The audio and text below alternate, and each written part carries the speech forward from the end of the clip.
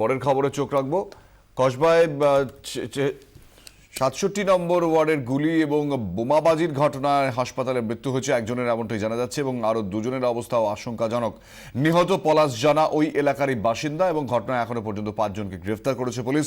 বিক্রম দাস আমাদের প্রতিনিধি এই মুহূর্তে টেলিফোনে আমাদের সঙ্গে রয়েছেন, আরো বিস্তারিত এই বিষয়ে জানবো। বিক্রম, দেখো, গতকাল সকাল 11টা নাগাদ কসবা তালবাগান এলাকা কার্যত রণক্ষেত্র হয়ে ওঠে এবং সেক্ষেত্রে পলাশ জানা নামে এক স্থানীয় বাসিন্দা তাকে কার্যত তরোয়াল নিয়ে প্রকাশ্যে কোপানো হয় এবং সেই কোপানোর ফলে তাকে বেসরকারি হাসপাতালে ভর্তি করা হয়েছিল।